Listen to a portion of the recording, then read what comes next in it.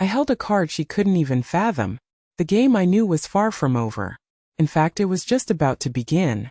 Oh, you know Lyra, Cassandra purred, her voice carrying just enough to pierce the polite hum of the lavish wedding reception.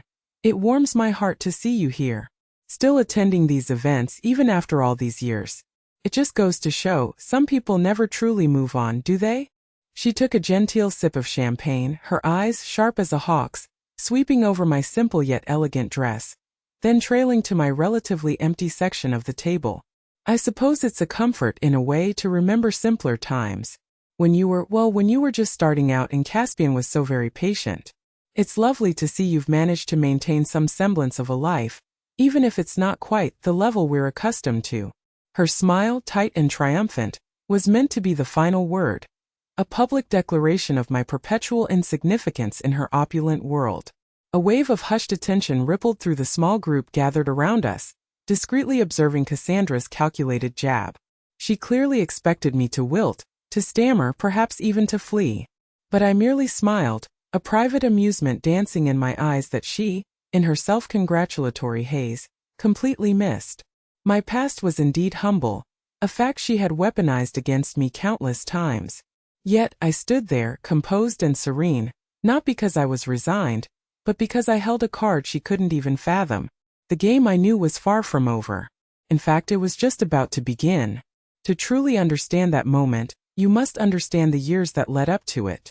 I grew up in an entirely different world, one where every penny counted and lavish was a word reserved for storybooks. My single mother worked tirelessly, instilling in me the value of hard work and quiet determination. When I met Caspian in college, our attraction was immediate and genuine. He was charming, intelligent, and for a time he saw past my modest background to the person I was becoming. But his mother, Cassandra, was the true antagonist of my love story. From our very first introduction, she perceived my humble origins not as a challenge I was overcoming, but as an inherent flaw, a perpetual stain. Cassandra was a formidable socialite, obsessed with appearances and status. Her world revolved around carefully curated connections, designer labels, and ancestral fortunes. My aspirations to become a landscape architect, a path I had chosen not for prestige but for a deep-seated passion for transforming spaces and connecting people with nature, were met with patronizing amusement. Playing in the dirt, are we, darling? She'd coo, dismissing my chosen profession as a quaint hobby, certainly not a career fitting for someone who might marry into their esteemed family. She subtly and not so subtly undermined me at every turn. She would ask about my little projects in front of her friends, her tone dripping with mock interest, then quickly pivot to someone else's child entering law or medicine. She disparaged my ambition, implying that true success was inherited, not earned through muddy boots and calloused hands. The constant belittling chipped away at my self-worth, and eventually it chipped away at Caspian's resolve. He was a kind man, but he lacked the strength to stand up to his mother's relentless pressure. Our relationship, once vibrant, withered under the weight of Cassandra's disapproval. When we finally parted ways, it was less a dramatic explosion and more a quiet fading, orchestrated by Cassandra's subtle manipulations. I was heartbroken but also strangely liberated. The pain I discovered could be a powerful catalyst. Instead of wallowing, I poured every ounce of my energy into my work. I wasn't just playing in the dirt, I was meticulously studying ecology, engineering, and art. I secured scholarships, worked long hours, and took on projects that others deemed impossible, slowly building a reputation for innovation, sustainability, and breathtaking beauty. I designed urban parks that revitalized communities, private estates that seamlessly blended with their natural surroundings, and even contributed to large-scale ecological restoration projects. My name began to circulate, not in the gossip columns Cassandra read, but in the serious, respected circles of my industry. I didn't seek external validation, I sought excellence. My success was quiet, built on genuine skill and an unwavering dedication to my craft. It was during this period of intense focus and quiet growth that I met David. He wasn't part of Cassandra's social milieu, but he moved in circles far more influential and substantive. He was and still is an incredibly successful entrepreneur, known for his visionary leadership in sustainable technology. But what drew me to him wasn't his status or his wealth, it was his mind, his integrity, and his profound respect for genuine effort. He understood my passion for landscape architecture, not as playing in the dirt, but as shaping the very fabric of our environment. He saw my quiet strength, my resilience, and the impressive career I had built from the ground up, not just despite my humble beginnings, but in many ways because of them. Our relationship was private, built on mutual respect and shared values. David was my partner, my confidant, and the quiet architect of my burgeoning confidence. I realized in time that he was the secret weapon Cassandra could never have predicted. Not because of his wealth or status, but because he was the living embodiment of everything she had claimed I could never achieve: genuine love, profound partnership, and a life truly built on substance rather than superficiality. His existence, his commitment to me, was the ultimate validation, the proof that I was and always had been more than enough. When Caspian's wedding invitation arrived, an invitation I suspected Cassandra had insisted upon, hoping to subtly flex her social muscles, I knew I needed to attend. Not for Caspian, and certainly not for Cassandra's approval, but for myself. It was time to close that chapter definitively. My plan, if you could call it that, wasn't elaborate. It was simply to be myself, serene and composed, and allow Cassandra to underestimate me, as she always had. I arrived at the wedding alone, dressed in a muted emerald green gown that was exquisitely tailored but understated. I didn't wear excessive jewelry or an overt display of wealth. My appearance was designed to convey quiet confidence, not ostentation. I mingled politely, exchanged pleasantries, and observed. Cassandra, true to form, circulated with queenly grace, her eyes constantly searching for me. She found me during the cocktail hour, offering a saccharine greeting and a pointed inquiry about my little garden projects. I responded with quiet pride, mentioning a recent national award my firm had received for a public park revitalization, but keeping the details brief, almost dismissive. She clearly didn't connect the prestigious project with my playing in the dirt image. She saw my calm demeanor as diffidence, my understated elegance as a lack of ambition, and my polite responses as an admission of continued inferiority. This only emboldened her. Throughout the dinner, she found various opportunities to slide barbs my way, always couched in feigned concern or nostalgic reminiscences designed to highlight my past struggles. "Do you remember, Lyra, how you used to worry about making ends meet in that tiny apartment?" she asked at one point, loud enough for those nearby to hear. "It must be a relief to not have to pinch pennies quite so hard now, even if you are still on your own." I simply smiled, a cool, unreadable expression on my face. She mistook my composure for resignation, my silence for a lack of retort. She saw me maintaining grace under pressure, and in her mind that grace signified weakness. My apparent vulnerability was simply fuel to her fire, a confirmation that I was still the same insecure girl she had dismissed years ago. She reveled in what she perceived as her triumph, enjoying the slow, public humiliation she was inflicting. Her voice, usually a refined purr, had taken on a triumphant edge.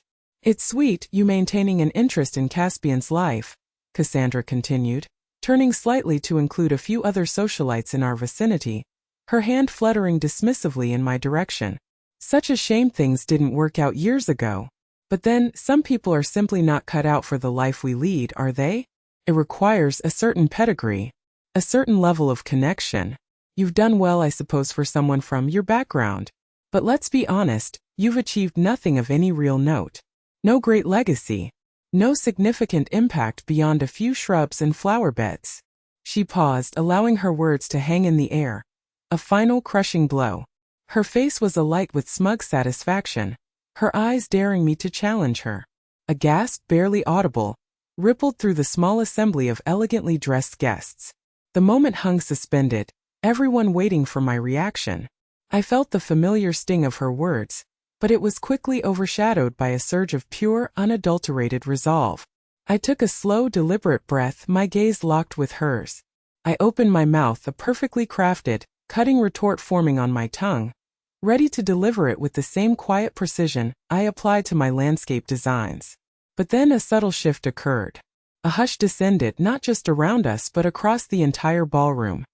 Heads began to turn, subtly at first, then more overtly, towards the grand entrance. A collective murmur, like the gentle rustle of silk, spread through the room. My eyes flickered past Cassandra's triumphant face, following the direction of the gaze of the other guests. And there he was. My husband, David, stood at the threshold, framed by the opulent archway. He was dressed impeccably, his presence radiating an undeniable charisma that silenced the room without him uttering a single word. He wasn't overtly flashy. His power was in his quiet confidence, the kind that came from building empires, not inheriting them. He scanned the room, his gaze unerringly finding mine. A warm, genuine smile touched his lips, and he began to walk towards me, his stride purposeful, his eyes never leaving mine. Cassandra's smug expression faltered, replaced by a flicker of irritation at the interruption. She followed the growing wave of attention to the entrance, a frown creasing her brow. Then her eyes widened. First, recognition, a vague familiarity with his prominent, widely circulated face. Then dawning comprehension. The murmurs became louder, punctuated by whispers of "Is that?" and "I didn't know he was here." Her meticulously composed mask began to crack. Her jaw visibly slackened as David approached our table, his gaze still fixed solely on me, completely oblivious to the drama he had just interrupted. He reached me, his hand extending naturally to mine. He squeezed my fingers gently, his warmth a stark contrast to the coldness of Cassandra's earlier words. His voice, deep and resonant, cut through the stunned silence. "My apologies, darling. Traffic was rather unexpected. I trust you haven't been bored." I met his gaze, a genuine smile now gracing my lips, devoid of any prior private amusement. "Not at all, my love," I replied, my voice calm and clear. Then, turning my head ever so slightly towards Cassandra, whose face had gone utterly ashen, I added, "Cassandra, my husband, David. David, this is Cassandra, Caspian's mother. We were just catching up on old times." Cassandra's carefully constructed world imploded in that single devastating moment. Her face, usually a mask of haughty composure, crumpled. The color drained from her cheeks, leaving behind a sickly pallor. Her mouth opened and closed soundlessly, like a fish out of water. The name David, the name of a man whose companies were household names, whose philanthropic endeavors were celebrated globally, whose presence at any social event was an indicator of its true prestige, hung in the air, amplified by my calm, possessive introduction. The silence that followed was deafening, punctuated only by the collective gasp that swept through the nearby guests. They had heard Cassandra's belittling remarks, had witnessed her public humiliation of me. Now they saw me, Lyra, the humble landscape architect from the wrong side of the tracks, standing beside that David. The whispers turned into a buzz, a rapid-fire exchange of theories and revelations. Eyes darted between Cassandra, whose rigid posture seemed to deflate, and me, standing tall and serene beside my undeniably powerful husband. Caspian, who had been chatting nearby, turned at the sudden quiet. His eyes widened as he saw David, then me, then his mother's mortified expression. A flicker of something that looked remarkably like regret, and perhaps even understanding, crossed his face. He had always chosen his mother's approval over me. Now he saw the cost of that choice. David, sensing the shift in the atmosphere but gracefully unaware of the precise nature of the drama, simply smiled at Cassandra, offering a polite nod. "A pleasure, Mrs. Thorne." He then turned back to me, his hand finding the small of my back, a gesture of quiet intimacy and possession that spoke volumes. He began to lead me away from the now devastated Cassandra towards the bar, suggesting we get a drink. I gave Cassandra one last, fleeting glance. Her eyes, filled with a mixture of shock, fury, and utter humiliation, locked onto mine. There was no triumph in them now, only the bitter taste of defeat. I offered her a small, almost imperceptible nod, a final acknowledgement that the score was finally settled, and with that I allowed David to gently guide me away. We spent the rest of the evening mingling, David effortlessly charming everyone he met, myself by his side, feeling a profound sense of peace and closure. We exchanged brief, genuinely cordial words with Caspian, wishing him happiness. He seemed subdued, his gaze lingering on me with a newfound respect. We didn't approach Cassandra again, nor did she approach us. She remained at her table, a solitary, increasingly isolated figure, her efforts to regain her composure visibly failing. The social dynamics of the room had irrevocably shifted. The whispers about Lyra were no longer about her humble past, but about her quiet ascent and formidable connections. I never heard directly from Cassandra again. I believe the humiliation of that evening was a wound too deep for her pride to ever acknowledge. My career continued to flourish, my firm taking on even more prestigious and impactful projects. But the true victory for me wasn't Cassandra's public downfall, nor was it the validation of my success in the eyes of society. It was the quiet affirmation that everything I had built, every sacrifice I had made, and every challenge I had overcome was real, deserved, and recognized by the person who mattered most. That day at the wedding taught me a profound lesson. True strength isn't about the volume of your voice or the grandiosity of your display. It's about the quiet, relentless dedication to building your own worth, independently of external approval. When you are truly rooted in your own value, when your success is built on genuine effort and not just inherited status, the opinions of those who seek to diminish you become utterly meaningless. Their attempts to bring you down only serve to highlight their own insecurities. Never underestimate the quiet strength of someone underestimated. Their silent efforts are often the very foundations of their greatest triumphs.